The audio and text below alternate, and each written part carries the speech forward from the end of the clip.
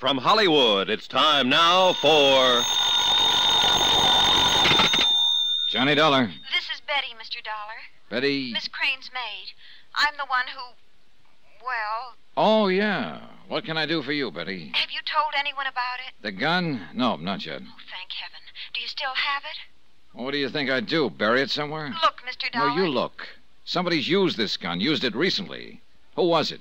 You? No, I never saw it before. Then why were you trying to hide it in the incinerator? I was scared. I didn't know what I was doing. Is it your gun? I found it. Where? Please. Is it tied in with the theft of Miss Crane's necklace? I don't know anything about it, about anything. I just know I'm in trouble. You've got to help me, Mr. Dollar. Please.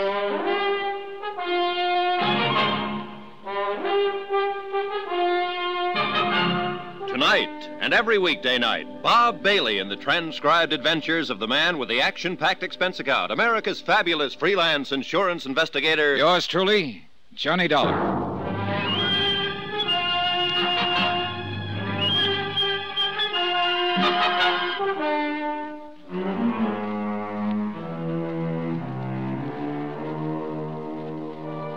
From Special Investigator Johnny Dollar, location Kranesburg, Ohio. To the Home Office Tri-State Guarantee Company, Hartford, Connecticut. Assignment, the Crane Matter. Expense account continued. Item 7, $3.10 for a bad steak and worse coffee in the hotel dining room. But it didn't matter much. I had to rush it anyway, with one eye on my watch. I was meeting jewel thief Smiley Prell at his rooming house at 9 o'clock. And Melba Crane's maid Betty was coming here to the hotel at 10, providing she could slip away from the house. The schedule was tightening up on me, but I still hadn't seen hide nor hair of the stolen necklace. That is, if hide nor hair can apply to a string of matched pearls insured for $20,000.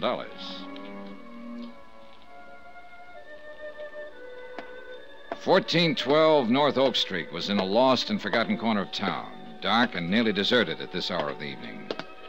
The rooming house, a ramshackle frame built flush to the sidewalk, seemed to wait for me, brooding in silence. There were no names on the letterboxes and no sign of an office. I tried the front door. It was open. Room 6 was the number Smiley had given me. I walked down the long hall, studying the numbers on the doors with a dim light from a single bulb at the far end. 4, 5, 6. I heard the barest hint of movement behind the door, then silence. I reached down quietly and turned the knob. The door was unlocked. I took a deep breath and then went in fast. Oh! What the devil? Take it easy, Mac. All right, hold it now till I find the light switch. Well, I'll be. Mr. Dollar. Aren't you a little out of your territory, Mr. Crane? I don't know what you mean. Sit down before you shake your teeth loose. I beg your pardon, sir. Don't mention it. If I may remind you who you're talking to. You don't have to remind me. You're Phineas P. Crane, uncle of Miss Melba Crane, who had a pearl necklace stolen from her. You're one of the last 2 surviving members of the Crane family who founded Kranesburg. Mr. Dollar, And I have just caught you prowling the room of a known professional jewel thief. Now sit down. I can explain this, sir. Yeah, I hope so. I suppose our host isn't home. There's no one else here. Was the door unlocked? Or were you equipped with a set of keys? I beg your pardon. Again? You're the most polite burglar I've ever tagged. This is not the way it seems, I assure you. All right, now you've assured me. Convince me. I came to ask some questions of the gentleman who lives here. Do you know him? Certainly not. It's hardly likely that I'd be acquainted with a person of his type. Oh, I don't know. He's a jewel thief. Your niece had a necklace stolen 10 days ago. It kind of adds up in a way. Oh, well, now, are you accusing me of complicity? I'm not accusing you of anything. I'm just trying to find out what you were doing hiding here in Smiley Prell's room. I came here to talk to him. What about? But the reasons are personal, Mr. Dollar. Then you did know him? No, I knew he lived here. Because I followed him one day. I didn't know his name. And I didn't know he was a jewel thief until you said so just a moment ago. I know. This seems rather odd. Yeah, well, that's one way of putting it. Now, you'd understand if I were in a position to explain. It might be a good idea if you got in that position, in view of the circumstances. I simply cannot. And I do not believe your capacity is such that you can force me to. You're quite right. But the police might handle it somewhat differently. Oh, I doubt it very much.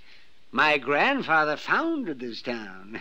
Yes, they remember that here. A matter of pulling rank, huh? Oh, I think they'd lean toward believing any reasonable story that I might give them.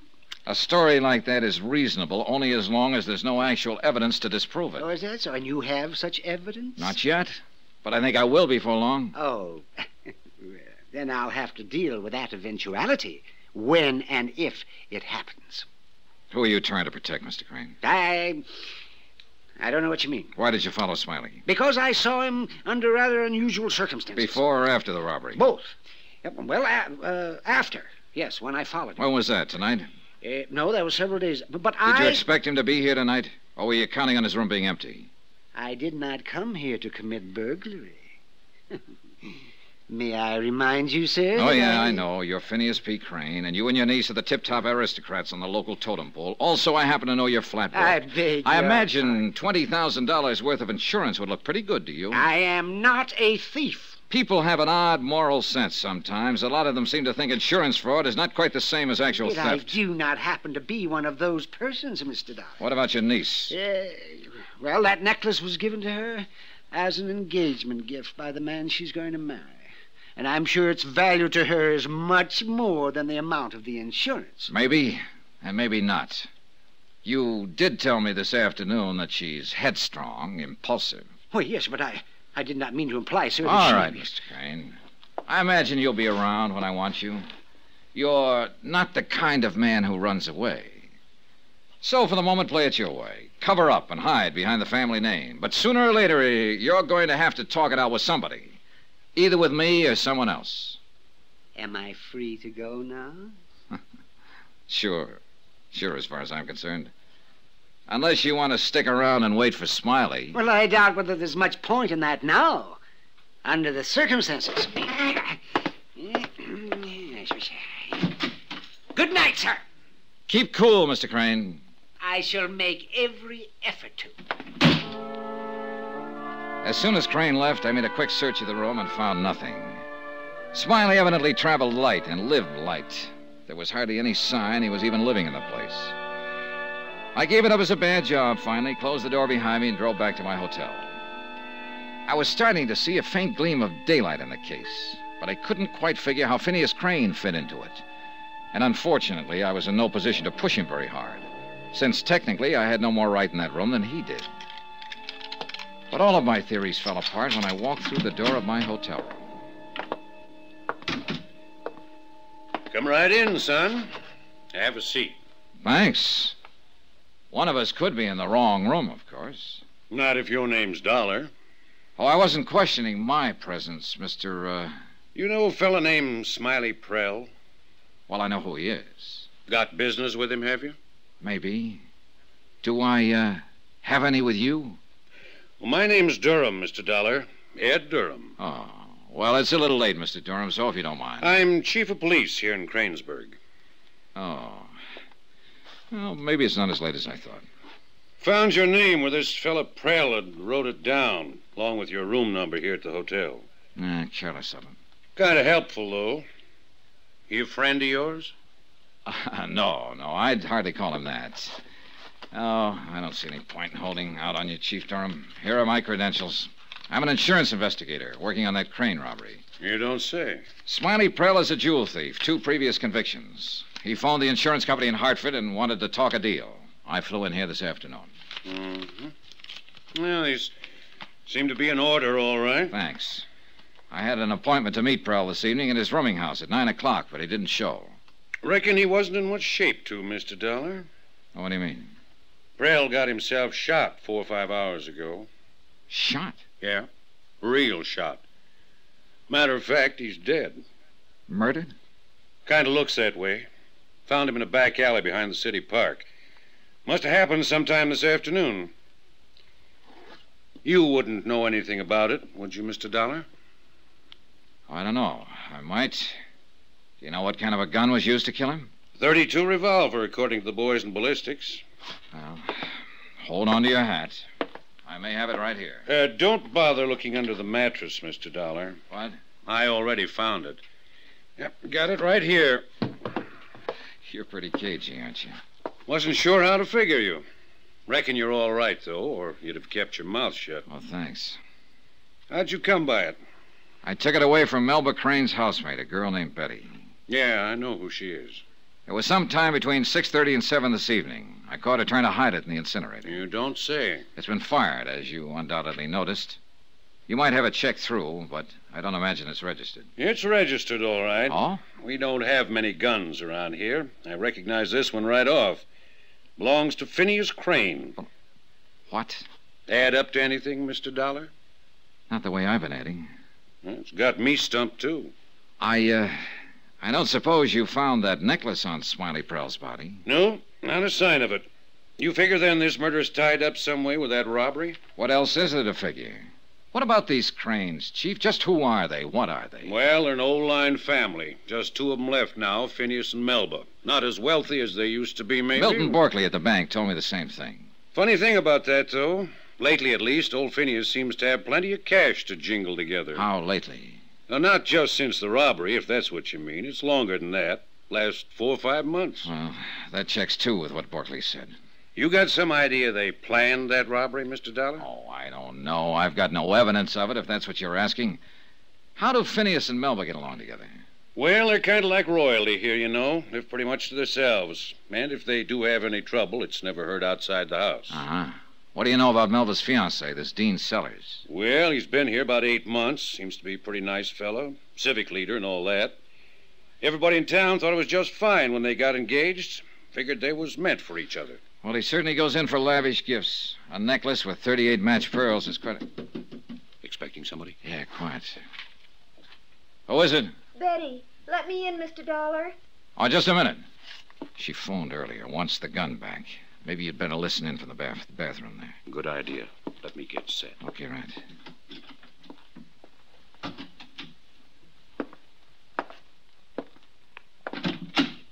Come in, Betty. Thank you. I've got to have it back, Mr. Dollar. Have what back?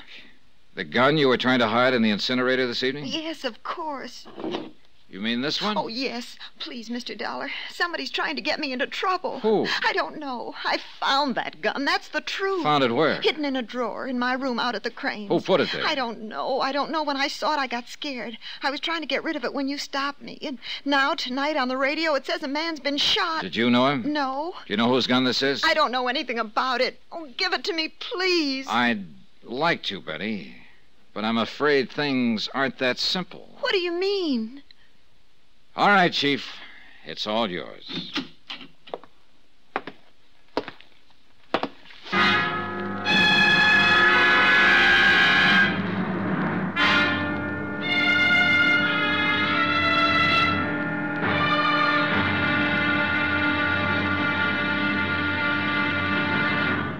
Now, here's our star to tell you about tomorrow's episode of this week's story. Tomorrow, a castle crumbles. Cupid goes to jail.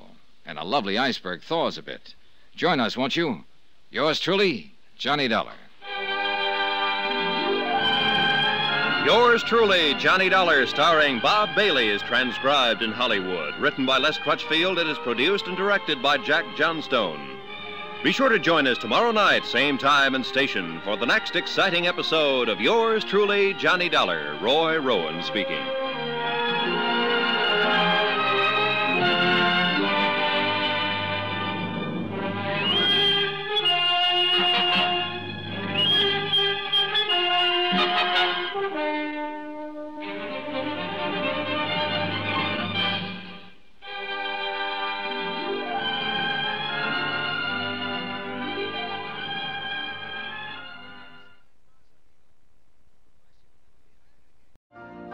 You've been listening to the OTR Gold Network.